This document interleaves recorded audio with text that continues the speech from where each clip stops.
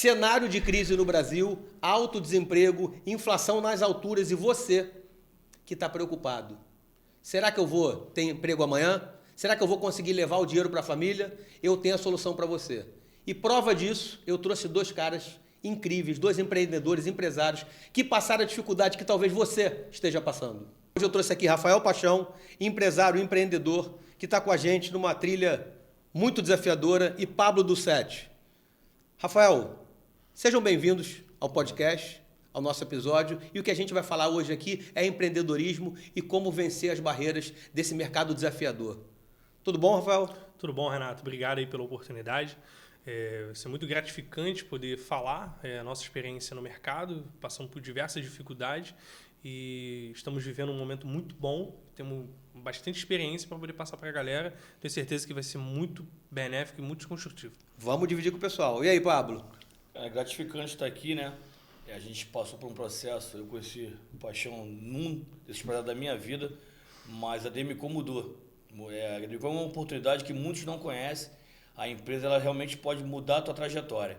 Você sair de uma caixinha que as pessoas estão acostumadas de CLT para uma PJ, trabalhando para uma empresa dessa magnitude e atingindo proporções que eu nunca imaginei na minha vida. Me diz uma coisa, resposta rápida, vale a pena empreender? Muito. Então vamos lá. Rafael Paixão, 29 anos. 29 aninhos. Trabalhou como jovem aprendiz aos 16, trabalhou como estoquista, vendeu carro, trabalhou como consultor na Embracon, em outras administradoras, e aí conheceu a Demicon. Como é que foi isso? Conta pra gente. Na verdade, eu trabalhava na outra empresa, na Embracon, e sempre tinha uma visão do mercado, das outras empresas, e observei que a Demicon ela tem uma forma diferente de fazer o negócio dela girar. Não somente um produto primário, um camarada que quer comprar um carro e um cara que quer comprar um imóvel. Não é só isso o mercado de consórcio. O mercado de consórcio ele vai muito mais além disso. E estudei, olhei, observei, vi um escritório bacana que eu tinha um objetivo de trabalhar lá, e foi assim que eu conheci você, Renato. Obrigado pela oportunidade que você me deu. Obrigado, Pablo, também por ter me resgatado das trevas. E foi muito gratificante, porque o mercado ele não é engessado. A Demicon ela te dá essa oportunidade de crédito, de parceria, de você fazer negócio e realmente trazer uma grande oportunidade tanto para o seu cliente e uma excelente remuneração pelo trabalho que você está fazendo, é claro. Mas vamos voltar um pouquinho e vamos contar para a audiência como é que foi a vida do Rafael. O Rafael teve essa jornada desde 16 até uns 24, 25, me corrija se eu estiver errado. Uhum.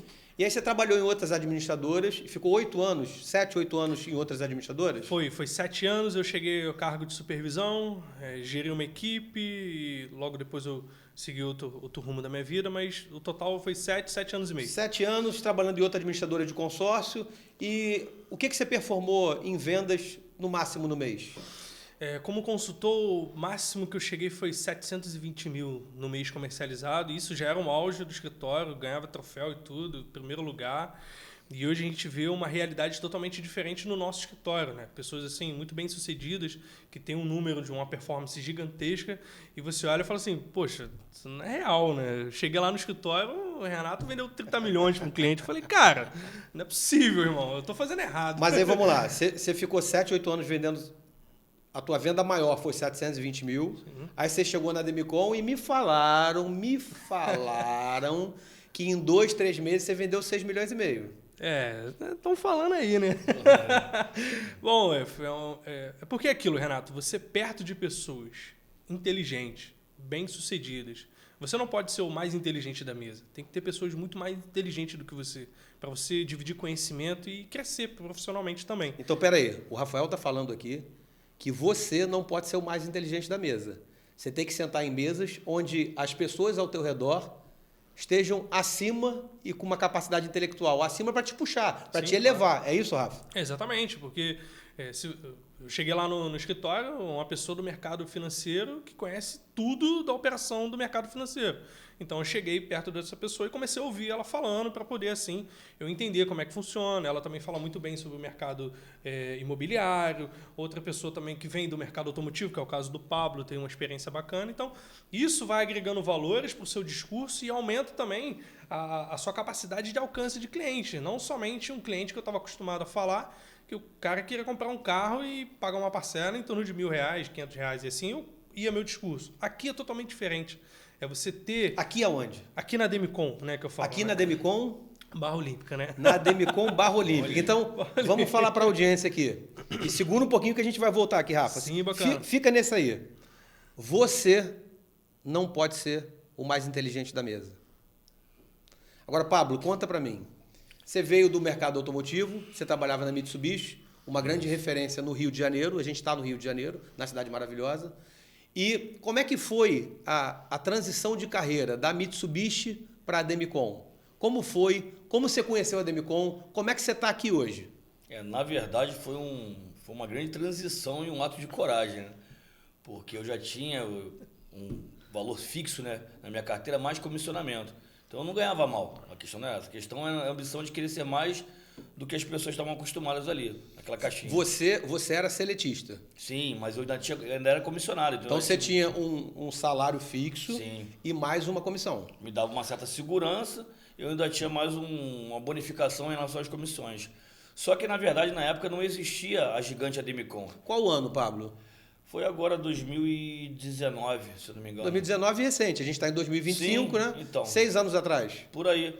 Mas não existia, na verdade, a administradora era uma outra gigante lá do Sul, que era a Conseg, que era uma administradora de consórcios automotores. Tá. E a Demilar, uma gigante, a primeira empresa que teve a concessão de consórcio imobiliário no país, fez a fusão e comprou.